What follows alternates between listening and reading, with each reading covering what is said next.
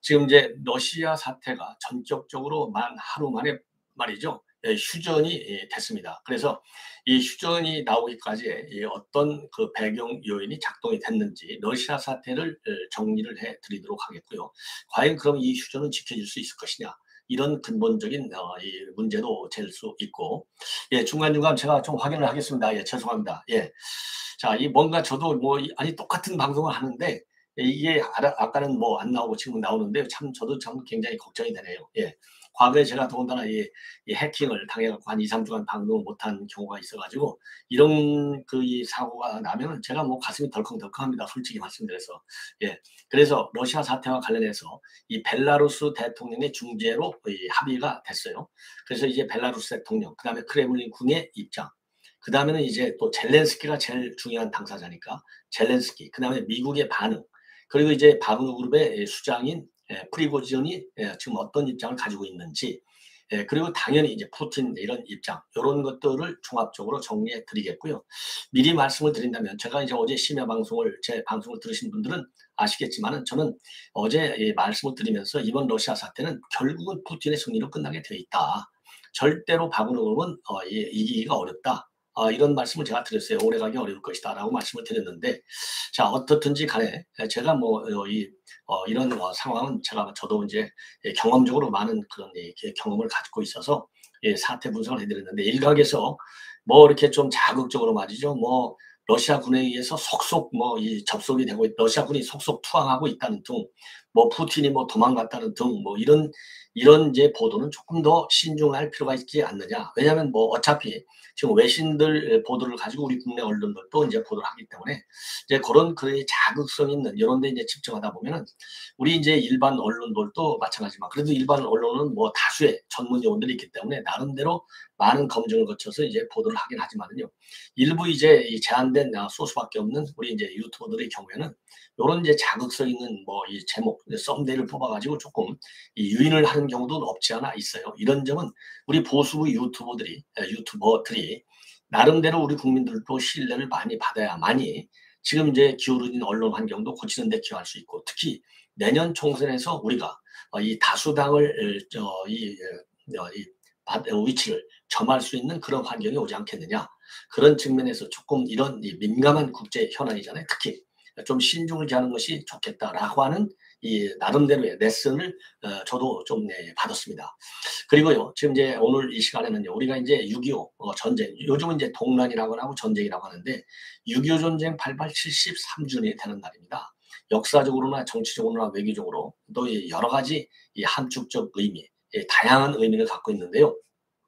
오늘 6.25 전쟁을 계기로 해서 특히 러시아 사태하고 이제 딱 맞물려 간 건 아시겠습니까? 자, 그래서 이 전쟁이라는 것이 과연 얼마나 무서운 것이냐. 그리고 전쟁을 예방하기 위해서는 과연 우리 국민, 그리고 우리 군, 우리 정부 어떻게 해야 되겠느냐를 이번 러시아 사태를 보면서도 다시 한번 되새겨야 된다. 이런 상황에서 윤 대통령이 SNS 글을 올렸어요, 조금 전에. 그래서 이 SNS에 올라와 있는 윤 대통령이 각별한 메시지로 말씀을 드리고, 윤 대통령이 이제 어제 정상회담을 다 마치고 들어왔는데, 들어와서 지금 현재 가장 중요한 일이 뭐냐 그러면서요, 지금 언론 보도를 보면은 지금 이제 내각 개각이 있다. 그래서 미니 내각 정도의 개각을 지금 할 가능성이 크다. 이런 보도가 나오고 있어서 이 개각과 관련된 뉴스도 함께 전해드리도록 하겠고요.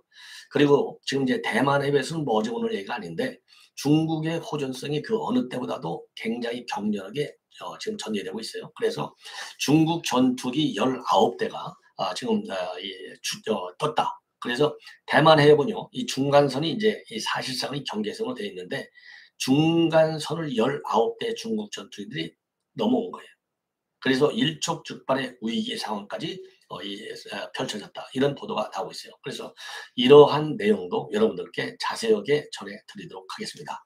자, 이제 여러분들 뭐 제 목소리 정상으로 들리죠? 예. 뭐 아까 이제 처음에는 잘 들린다고 그랬는데 지금도 뭐 계속 잘 들리리라고 생각합니다. 그리고 제 방송을 많이 시청해 주시는 여러분들과 그리고 댓글로 성원을 보내주시는 모든 분들께 늘 감사를 드립니다. 자, 그러면은요, 맨 먼저 6.25 전쟁 발발 73주년 윤 대통령의 메시지를 전해드리겠는데요. 자, 우선 자유 대한민국을 있게 한 영웅들의 피 묻은 군복의 의미를 기억해야 된다. 그러면서요. 이제 오늘이 73년이 된 날이고 73년 전 오늘 트루만 미국 대통령이 위기에 처한 대한민국의 자유를 수호하기 위해서 참전을 결정했다. 미군 178만 명을 포함해서 유엔군 195만 명이 우리의 자유를 지키기 위해서 한 걸음에 달려왔다. 그래서 3년여에 이 3년여간에 걸쳐서 62만 명의 국군, 13만 명의 미군을 포함해서 15만 명의 유엔군이 전사 실종 부상 이러한 피해를 입었다. 그리고 우리는 참전 용사들과 그 가족들이 흘린 피와 눈물을 결코 잊어서는 안 된다. 자유 대한민국을 있게 한 영웅들의 피 묻은 군복의 의미를 기억해야 한다. 그러면서요. 강력한 힘만이 진정한 평화를 보장하고 공산 세력의 침략에 온몸으로 맞서 싸워 자유를 지킨 영웅들의 희생이 헛되지 않도록 자유 대한민국을 더욱 굳건히 수호하고 세계 시민의 자유와 번영에 기여할 것이다. 이러한 입장문을 내놨습니다. 여러분들께서도 이러한 입장문에 거의 다 모두가 공감을 하시라고 저는 믿어 의심치 않아요. 당연하죠. 예, 예. 자, 그래서 이러한 이 윤 대통령의 입장문과 관련해서 중요한 의미를 갖는 것이 바로 이제 평화를 어떻게 유지할 것이냐. 그래서 윤 대통령이 오늘 이제 이 발언한 내용을 제가 마지막 패러그래프에 중요한 메시지가 다 담겨져 있는 것 같아요. 자, 그래서 거기에 보면은요, 우리 윤 대통령의 정책 기조, 여러분들 대화에 구걸하지 않는다. 이게 가장 중요한 의미가 아니겠습니까? 대화에 구걸하지 않는다. 왜? 문재인 때는 대화에 구걸하는 정도가 아니라 완전히 나라의 주권도 아주 버리고 안보 주권도 버리고 특히 김정은과 그다음에는 시진핑한테 절절매는 굴종적 노예적 이런 대화 구걸 행위를 보여왔어요. 근데 윤 대통령은 그와 다르게 힘의 우위를 바탕으로 한 이런 대화 그리고 평화 유지. 그래서 강력한 힘만이 진정한 평화를 보장하는데 이 강력한 힘은 힘의 우위를 기본으로 한다는 겁니다. 이거 당연한 거 아니겠어요? 이게 바로 이제 강력한 첨단 군사력의 확보예요. 예, 그 레이건 대통령이 80년대 소련을 제압해서 소련을 붕괴시키기 위한 기본 출발선상은 강력한 국방력 우위 전략이었어요. 그래서 그 당시에도 말이죠. 지금도 마찬가지지만 이 미국이 어마어마한 재정 적자에도 불구하고 어마어마한 예산을 이 국방부의 국방력 이 강화에 투입을 해서 이 소련이 더 이상 미군과 군비 경쟁을 할 수 없을 정도로 밀어붙인 거예요. 그래서 소련 제국이 무너지고 동부 제국까지 무너졌습니다. 여기서 배운 게 뭐냐? 강력한 힘이 우위 전략인 것이고요. 그래서 지금 윤 대통령이 오늘 강력한 힘만이 진정한 평화 보장. 이게 이제 그런 의미고요. 그 다음에는요. 자유 대한민국을 더 굳건히 수호하고 세계 시민의 자유와 번영. 그래서 여기서는 자유 대한민국 할 때의 자유. 그리고 세계 시민을 얘기하는 거예요. 이 얘기는 결국 뭐냐? 우리 이제 윤 대통령, 그리고 이제 바이든 대통령도 마찬가지인데 바이든 대통령이 주도하는 건데요. 자유, 인권, 법치, 민주 이런 거를 기조로 해서 이런 가치 외교를 기반으로 해서 국제연대를 강화한다. 이게 바이든 정책이면서 윤 대통령의 정책이에요. 그런 측면에서 이 한미 동맹, 이제 이 글로벌 중추국가를 구현하는데 이게 이제 우리 한미 동맹이라고 하는 것이 한반도에서만 이루어지는 동맹, 그야말로 지역, 한반도라고는 이 딱 지역에 국한된 게 아니라 글로벌 차원에서의 포괄적 전략 동맹으로 지금 발전시키는 게 한미 동맹의 발전 방향입니다. 글로벌 차원이라는 이 의미, 한미 간에 이런 측면에서 이 세계 시민이라는 말을 넣었다. 이렇게 저는 판단이 됩니다. 그래서 오늘 윤 대통령의 이러한 SNS 메시지는요. 윤 대통령이 여러 차례 이 다자 정상회담을 통해서 또 중요한 우리 우방 또 이 동맹국가의 이러한 양자 정상회담을 통해서 지금 이제 국제적인 위상을 완전히 되찾고 있잖아요. 거기에 걸맞는 지금 메시지다. 거기에 우리 국민들이 적극적으로 지지를 해야 될 것이 아닌가. 이렇게 판단이 됩니다. 자, 이 정도로 이제 6.25 대통령, 6.25 전쟁과 관련된 대통령의 메시지를 정리하고요. 그 다음에 지금 이제 개각 문제가 나오고 있는데요. 19개 부처 중 절반 이상인 10명 안팎의 차관을 우선적으로 교체한다. 그래서 기재부, 국토교통부, 행안부, 문체부, 환경부, 해양부 여기가 교체 대상으로 되어 있고요. 요즘 킬러 문항으로 인해서 많은 논란이 야기되고 있는 교육부 장차관은 교체하지 않는다. 그리고 통일부 장관의 경우 권영세 장관인데요. 국회 복귀를 강력히 희망하고 있기 때문에 돌아가도록 하고요. 새 통일부 장관에는 김용호 성신연대 교수가 유력합니다. 김용호 교수는 서울대 외교학과를 나왔고 그다음에 통일비서관을 한 적이 있어요. 예.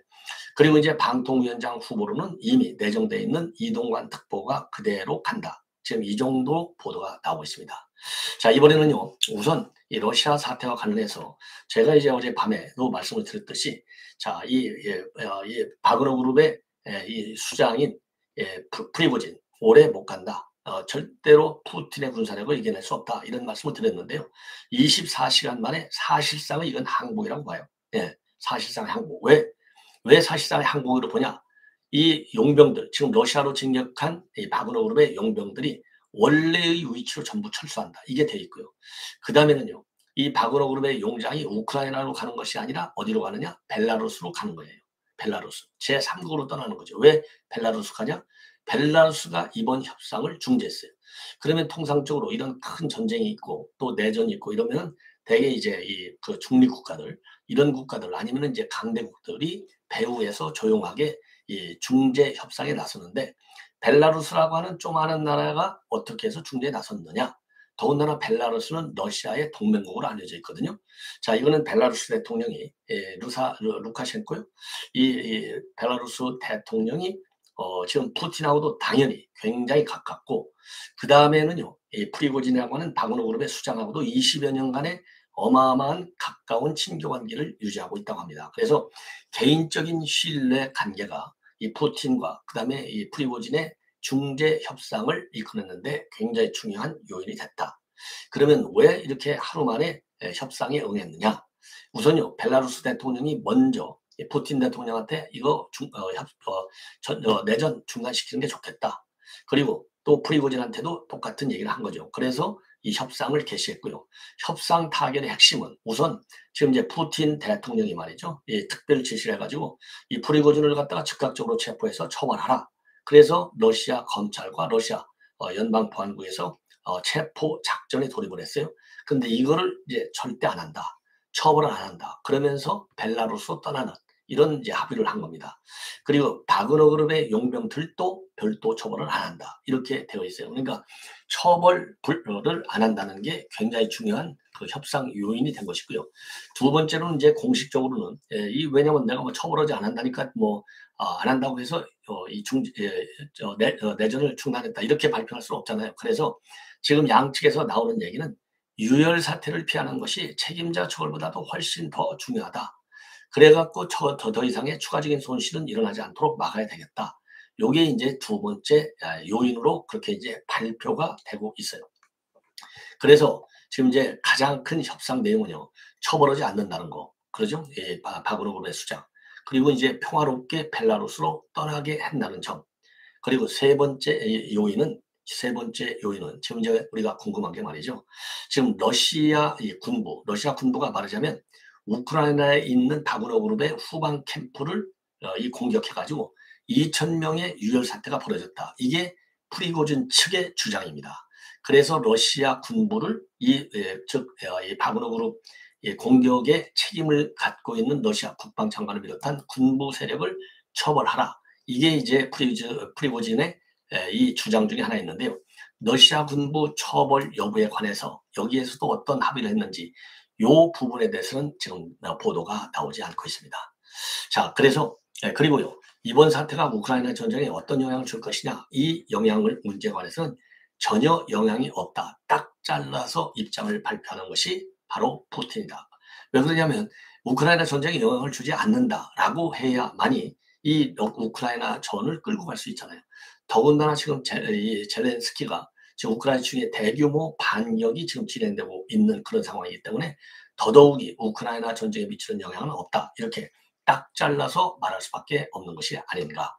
그래서요, 벨라루스 대통령실도 이러한 이제 합의, 협상 내용을 쭉 밝히면서요. 양측은 러시아 내에서 유혈 사태가 벌어지는 것은 용납할 수 없다는 데 뜻을 모았다. 요 점을 굉장히 강하게 주장을 하고 있습니다. 그리고 크레물린궁의 대변인도요. 루카셴코 대통령이 프리고진과 개인적으로 20년 동안 알고 지낸 사이고 루카셴코 대통령이 직접 중재를 제안했고 푸틴 대통령이 이에 동의했다. 이러한 노력과 관련해서 이 푸틴은 루카셴코 대통령에게 감사를 표명했다. 이렇게 이제 입장을 보이고 있어요. 자, 그리고요. 지금 이제 이 바그너 그룹도 이 프리고진도요. 텔레그램을 통해서 입장문을 내놨는데 유혈 사태를 피하기 위해서 모스크바로 진격하던 병력에게 이동을 중단하고 기지로 철수하도록 지시했다. 그러니까요. 지금 이제 우크라이나에서 러시아로 가는데 이게 이 거리가요. 이한 1000km 정도 되는데 절반까지는 진격을 하는데 성공했어요. 그래서 500km 남방에 떨어져 있는 도시가 이 보로네시 주인데 보로네시 주까지 진격을 했고요. 보로네시 주 진격하기 전에 남부에 있는 로스토프 주도 별 유혈 사태 없이 진격하는 데 성공했어요. 그럼에도 불구하고 모스크바 200km 앞에서 이제 이 휴전에 합의를 한 겁니다. 자, 그래서 이 프리고진이 내놓은 입장문을 보면은요, 전부 이 원래의 기지로 철수하도록 지시했다. 그리고 23일 정의 행진을 시작했다. 이건 쿠데타가 아니라고 프리고진은 주장해요. 당연하죠. 정의의 행진이라고 주장합니다. 자, 그래서 이 바그너 그룹의 병력은 지난 24시간 동안 모스크바에서 200km 떨어진 이 거리까지도 진격을 했다. 그리고 우리 전사들은 한 방울의 피도 흘리지 않았고 이제는 피를 흘릴 수 있는 시간이 왔는데 러시아인의 피를 흘리는 데 따르는 책임을 이해하기 때문에 계획대로 병력을 되돌려 기지로 돌아간다. 요렇게 이 지금 프리고진도 입장문을 내놨습니다. 예. 자, 그래서 어떻든지 간에 말이죠. 이번 사태가 더 큰 유혈 사태 없이 이렇게 하루 만에 마무리된 거. 그러면서 이 프리고진이요. 이 지나가던 차량을 세우고 시민들에게 악수하고 인사하는 여유를 보였다. 이런 사진까지 지금 나오고 있어서 러시아 사태가 이제 바로 이제 안정적인 국면으로 돌아갔는데 과연 이 휴전은 지켜질 것이냐. 이게 이제 우리의 관심 포인트인데 제가 보기에는 이 휴전은요. 계속해서 지켜질 가능성이 훨씬 더 큰 것이 아니냐. 왜 그러냐면요. 압도적으로 푸틴의 군사력이 프리고진 바그너 그룹의 용병 그룹하고는 이 비교가 안 될 정도로 어마어마하게 크다는 점이 가장 큰 요인이고 그리고 러시아 이 관련 수사기관들, 정보기관들 또 이 군 모두가 정상적인 상태에 있다라는 점도 이 프리고진으로 하여금 제2의 시도를 하게 할 먼저 이 휴전 그러니까 이 합의를 깨게 할 이 동의는 되지 않는다. 그리고 지금 미국도 그다음에 서방국도 이번 사태와 관련해서는 뭐라고 그럴까요? 일정한 거리를 두고 관전하는 상황에만 머문다. 왜냐하면 러시아를 자극해서 좋을 게 없잖아요. 예. 그렇다고 용병 그룹을 지원할 수도 없잖아요. 예. 그래서 그런 여러 가지 전략적 외교적 이유로 이 미국을 비롯한 서방 국가들이 이 바그너 그룹도 지지하지 않고 그렇다고 푸틴을 불리하게 하는 상황도 만들지 않는다. 이렇게 보여집니다. 그래서 백악관은요 어제 주말 내내 정보 이 기관으로부터 하루 종일 바이든 대통령이 이 해리스 부통령과 함께 정보 보고를 받았다. 그래서 블링컨 오스틴 국방장관, 설리번 안보부 장관, 그리고 헤인스 국가정보국장, 윌리엄 번스 중앙정보국 국장이 배석한 가운데 바이든에 대한 보고가 있었고요. 블링컨 장관은요 G7 이 외교 장관들 그리고 EU 이 책임자들하고 전화 통화를 하면서 우크라이나에 대한 미국의 지지는 변함이 없다. 이 점을 굉장히 강조했고요. 미국은 상황이 전개됨에 따라서 동맹 그리고 파트너들하고 계속 긴밀히 협의한다. 이러한 입장을 표명한 것으로 알려지고 있습니다. 예. 그리고요, 참고적으로 지금 저도 이렇게 말씀을 드린 대로 이번 이 사태와 관련해서 대부분의 전문가들은요, 미국과 서방은 이번 사태와 관련해서는 적극적으로 개입하지는 않고 일정한 거리를 둘 것이다. 이러한 전망이 우세하다고 합니다. 그래서 전에요, 미 백악관 국가안보회의에서 유럽 담당 선임국장을 지냈던 찰스 쿡찬 조지타운대 교수는요, 서방이 푸틴을 좋아하는 것은 아니지만 그렇다고 러시아가 내전으로 분열돼서 극심한 혼란이 이루어지는 것도 시작하는 것도 환영하지 않기 때문에 현재로서는 상황을 좀 더 지켜보고 기다릴 것으로 이렇게 전망을 하고 있습니다. 자, 그래서 이 정도로 해서 말이죠. 이 정도로 해서 지금 이 러시아 내전 상황을 전반적으로 좀 조목조목 말씀을 드렸습니다. 자, 이러한 가운데 말이죠. 우선 이 미국의 최근 군사 동향을 말씀을 드리면요. 미 인도 태평양 사령부에서 핵 추진 항공모함인 니미츠 함을 동원해서요. 동북 아시아 인근 서태평양 해상에서 전투 비행 훈련을 실시했다. 이렇게 공개적으로 밝히고 있어요. 그래서 이번 인태 사령부는요. 7함대 정기 훈련의 일부다라고 밝히고 자유롭고 개방된 인도태평양. 이게 이제 인도태평양 전략의 핵심이거든요. 자유롭고 개방. 그러니까 자유롭다, 개방됐다. 이 얘기는 중국이 무력으로 군사기지와 전략을 쓰지 말아라. 이 얘기거든요. 그래서 자유롭고 개방된 인도태평양을 위한 비행훈련을 니미츠 항모를 참가시킨 가운데 진행했다. 이렇게 발표를 하고 있습니다. 그리고 이번 훈련의 의미는 지역 우방과 동맹 지원을 위한 대비태세 유지가 목적이다. 이렇게 밝히고 있어요. 그래서 이번 훈련에는요, 미 해군 항공모함용 조기경보인 E-2 호카이를 비롯해서 스텔스 전투기와 같은 첨단 전투기가 동원이 됐는데요. 이거는 중국과 러시아의 이러한 이 무력 시위에 대한 이 대비태세 훈련으로 해석이 됩니다. 그리고 니미츠 함도 지난 3월 달에 우리 부산 기지에 들어왔잖아요. 그래서 그 당시에 한미연합 해상훈련이 이루어진 바 있어요. 예. 그리고 또 하나 최근에 말이죠. 이 미군은 전 세계에서 가장 큰 규모 오하이오급 핵추진 순항미사일 잠수함인 미시건 함으로 지난 6월 16일 날 우리 한반도에 부산에 전개를 했습니다. 그래서 16일부터 22일까지 일주일간 부산 작전기지에 머물렀고요. 그때 한미 해군 간의 연합 특수전 훈련을 실시한 바 있어요. 예. 자, 그래서 그리고 또 우리 한미 양국은 올 하반기에 사드 연합훈련도 실시할 예정으로 있고요. 지난 3월 달에 사드 배치 6년 만에 처음으로 사드 발사대를 성주기지 바깥으로 이동시켜서 원격 조정하는 훈련을 처음으로 한 바 있어요. 우리 주한미군에서. 그래서 이 한미 양군의 이런 훈련도 그 어느 때보다도 대실화되고 있고 굉장히 적극적이고 강력하게 전개되고 있다라는 점을 여러분께 말씀을 드리고요. 마지막으로 하나만 더 덧붙인다면 지금 이제 대만 해협이 일촉즉발의 위기에 다시 돌입하고 있는 것 같습니다. 대만 국방부가 말이죠. 이제 발표한 내용을 보면은 바로 어제 24일 날 오전에 중국 전투기 19대를 대만 해협에서 탐지를 했는데요. 이 19대 중에 8대는요. 대만 해협 중간선을 넘어서 접근 수역인 24해리까지 근접했다고 밝히고 그래서 대만 국방부는 5척의 군함을 동원해서 합동 전비 순찰에 나섰다. 이렇게 발표를 하고 있어요. 예. 그래서 여러분들 잘 아시다시피 이제 중국 군용기들이 수시로 대만 해협 중간선을 위반하는 경우가 굉장히 많아요. 근데 이번에 중국 전투기들이 해협 중간선 침범을 한 것은 미국 상원의 군사위원회가요 23일 날 2024 회계연도 국방수권 법안을 의결했습니다. 여기에 관련이 된 건데 왜 그러느냐? 2024년도 회계연도 국방수권 법안에는요. 대만군에 대한 종합적인 훈련, 자문, 능력 구축 계획 수립, 그리고 미국과 대만 간의 사이버 보안 협력 확대 이러한 내용들이 들어가 있어요.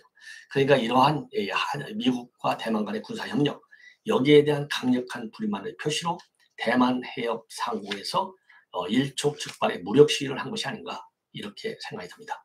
시청자 여러분 이것으로 본 방송을 마치겠고요. 이어지는 저의 방송 계속해서 많은 시청을 부탁드립니다. 그리고 SNS를 통해서 공유를 많이 해주시면 좋겠습니다. 감사합니다.